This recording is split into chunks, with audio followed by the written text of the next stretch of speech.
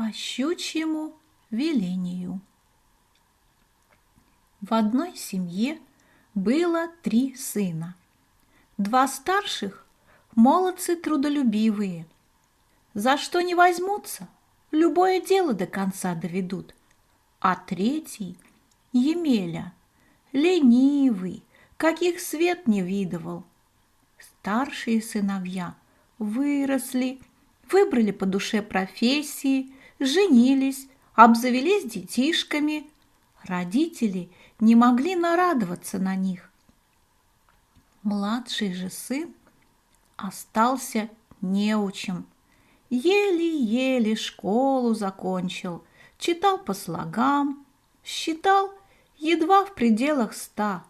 Ладно бы учеба не задалась, так и физически он ничего делать не хотел.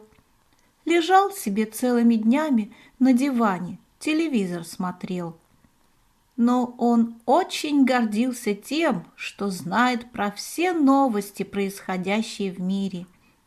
Побывал почти во всех странах, правда, только виртуально, по телевизору. Иногда он задавал своим родителям каверзные вопросы, а потом смеялся над ними, называя их отсталым народом. Например, однажды он спросил у матери: «Ты знаешь, кто такие пираньи?» Мать ответила: «Это, наверное, женщины-пираты». «Глупая ты, мамка!» – смеялся Емеля.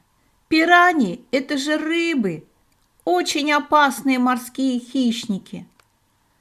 «А знаешь, в какой стране самый высокий небоскреб?» – спрашивал он у отца. «Думаю, в Америке.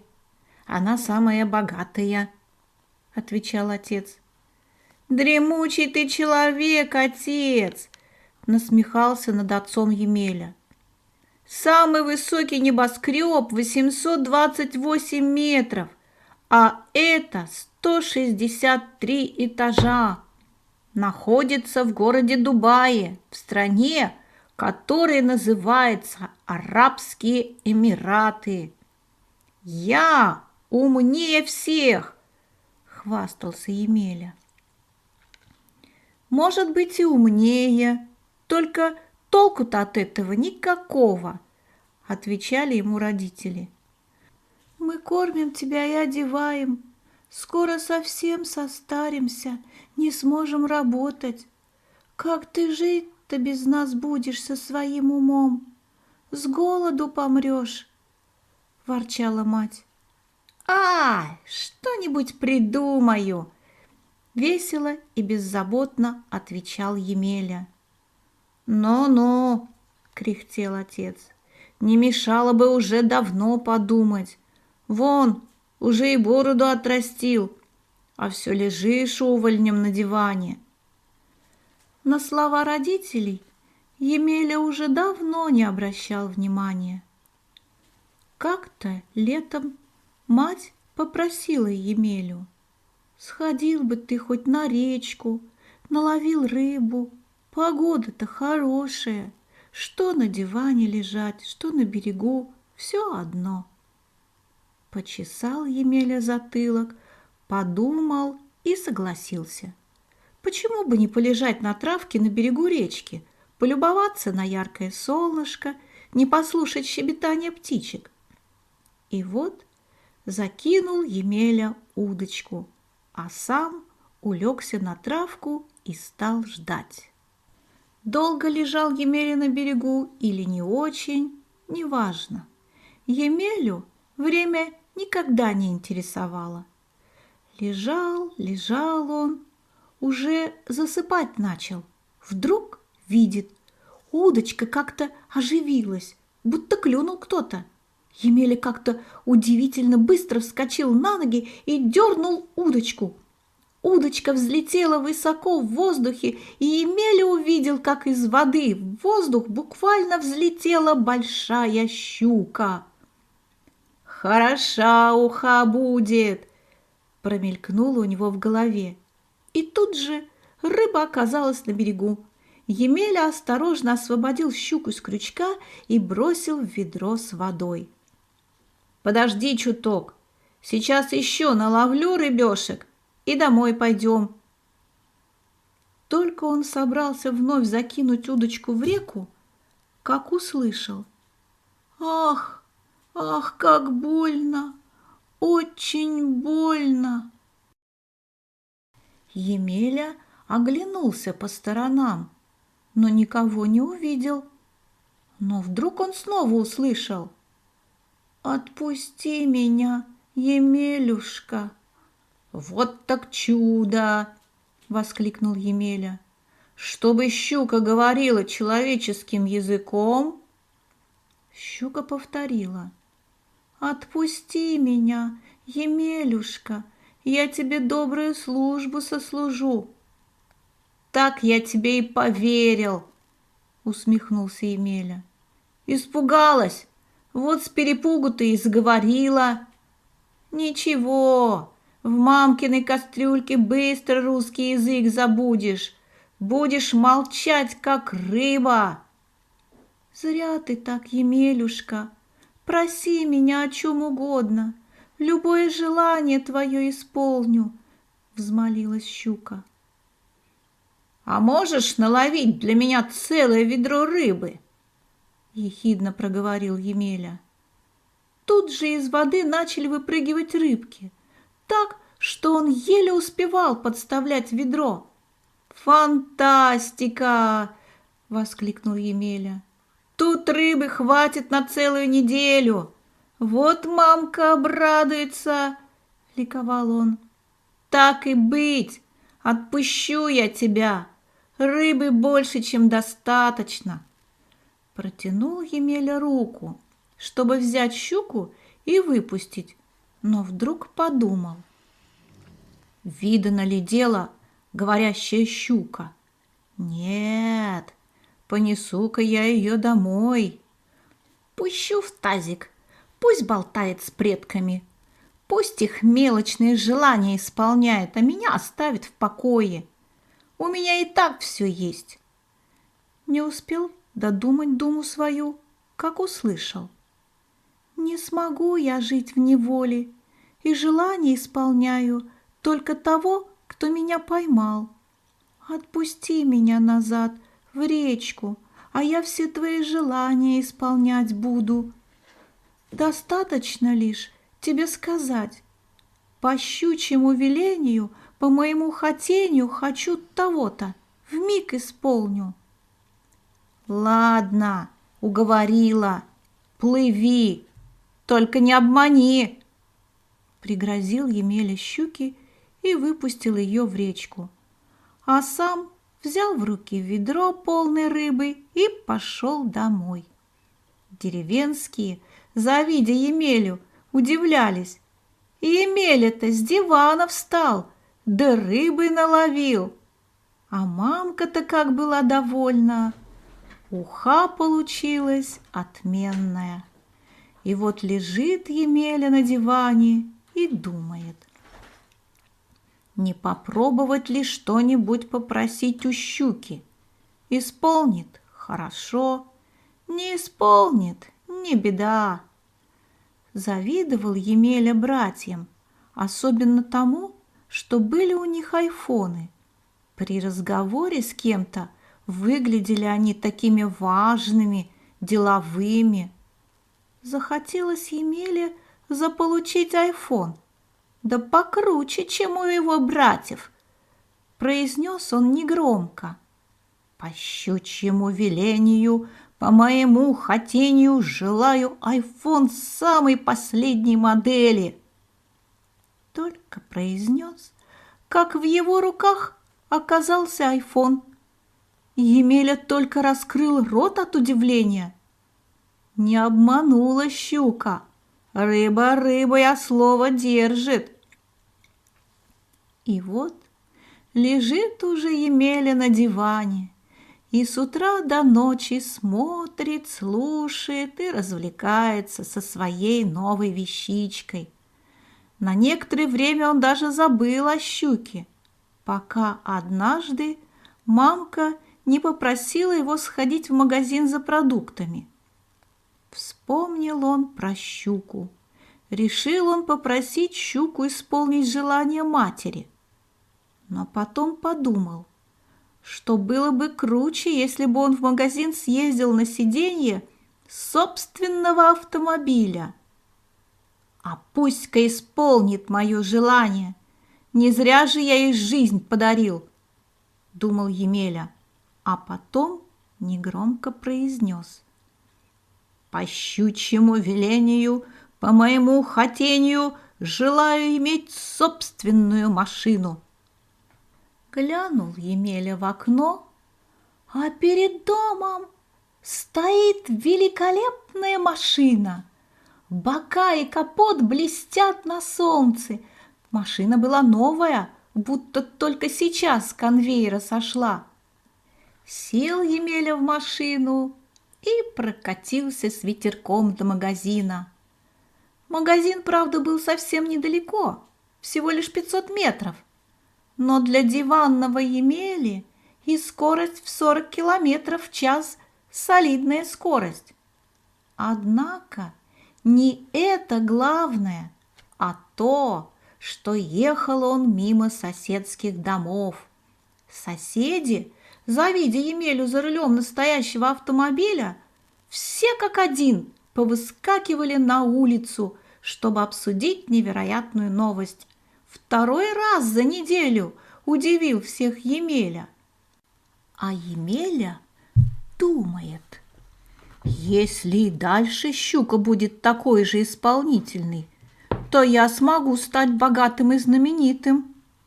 А пока я хочу отдохнуть на золотых песках у Черного моря, о чем и попросил сию же минуту у щуки.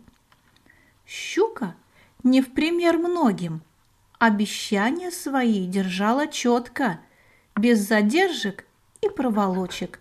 Вмиг Емеля оказался на берегу моря Черного. Пляж, песок, море. Чего же можно еще желать человеку, который никогда ранее не был на море? Несколько дней Емеля жил как в раю, совсем не вспоминая про щуку.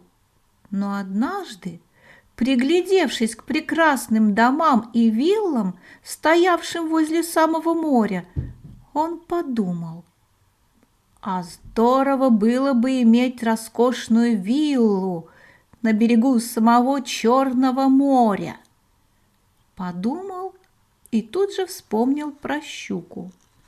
Я ей жизнь подарил, пусть мне виллу подарит.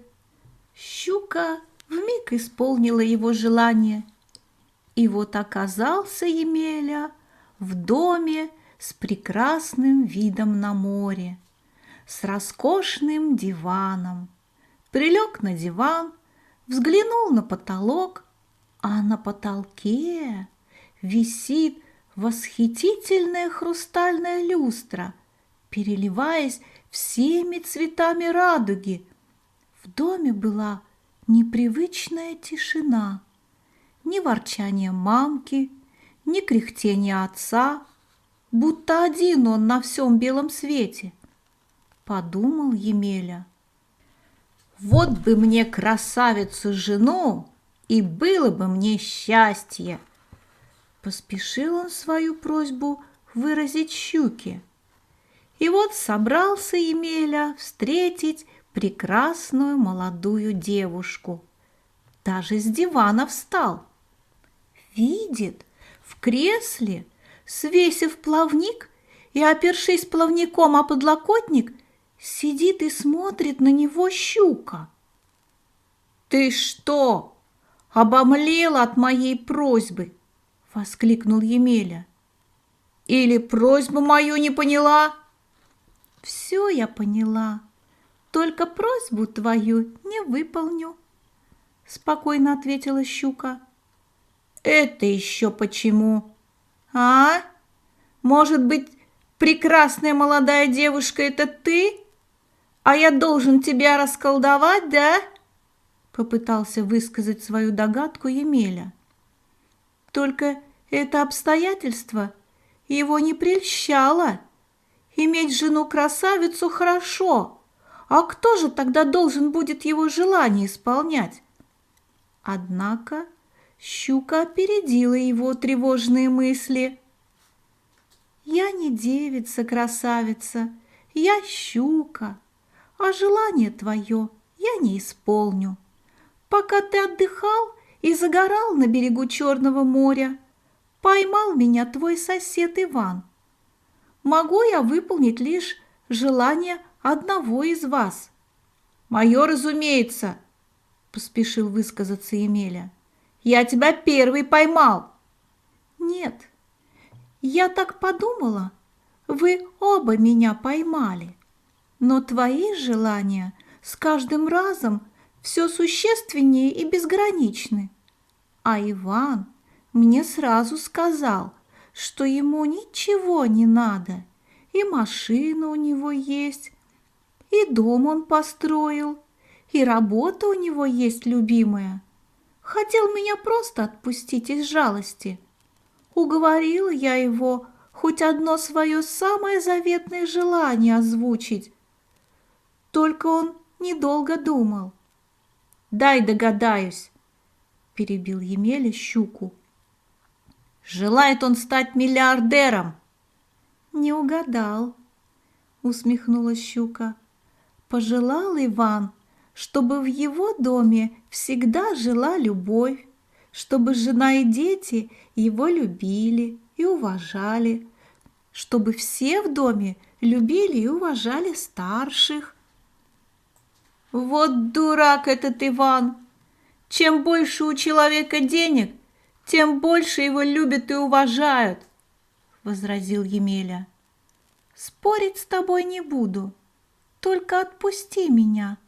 Я уже много для тебя сделала», — попросила щука. «Нет», — возразил Емеля, — «не отпущу». Хотел он схватить щуку, но вдруг исчезла и щука, и вилла с видом на море, и само море. Оказался он на своем старом обшарпанном диване. За окном не стояла машина, на старенькой тумбочке возле дивана не лежал айфон. «Ах ты, проклятая рыба! Шутить со мной вздумала! Вот я сейчас поймаю тебя и повыдергаю все твои плавники, да еще отправлю в кастрюлю на уху!» Так он, ругаясь и проклиная щуку, побежал к речке. Пешком побежал, потому что стал толстым и неуклюжим от безделья. Подойдя к речке, кликнул он щуку. «Щука! Щука! Плыви к берегу! Разговор к тебе есть!» Щука не заставила себя долго ждать, подплыла к берегу. «Слушаю тебя, Емеля, с кем дело имела?» Емеля, желая поймать щуку, нырнул в воду вниз головой. Да не тут-то было. Щука была умна, быстра, проворна. Не то что этот уволень Емеля.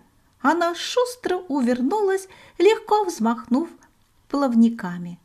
А Емеля, как топор, пошел ко дну. Беда в том, что, живя недалеко от речки, он так и не научился плавать. Ему лень было даже в воду заходить, чтобы потом оттуда не пришлось выходить. Чувствует Емеля, конец ему пришел. Вспомнил он про щуку. Не отпустил он ее, значит, должна еще исполнять его просьбы. И, с трудом сдерживая дыхание под водой, чтобы не захлебнуться, мысленно взмолился. «Щука, дорогая, помоги, спаси, в последний раз прошу!» А щука ему отвечает. «Выбирай, либо смерть на дне реки, либо встаешь с дивана и начинаешь работать». «Ра!» — открыл был рот Емеля, но чуть не захлебнулся. Щука была умна и догадалась, о чем хотел сказать Емеля. Тут же он оказался на своем любимом диване. Только одежда на нем была насквозь мокрая. Встал Емеля с дивана, переоделся и вышел из дома. Видит, отец чинит калитку. «Отец, тебе помочь?» — обратился он к отцу. Отец удивленно глянул на сына и молча протянул молоток и гвозди. Емеля почесал затылок, прям совсем как отец, прикинул, что и как делать, и приступил к работе. Потом починил забор, перетаскал в погреб банки с вареньем, что мамка заготовила на зиму. Много дел за день переделал. Отец дивился, а мать тихонько похихикивала. Давно надо было на него ведро холодной воды опрокинуть, чтобы охладить дурную голову и заставить думать в правильном направлении. «Дай Бог, за ум теперь возьмется», — усмехался втихую отец. Мечтать, конечно, не вредно, но с умом и засучив рукава.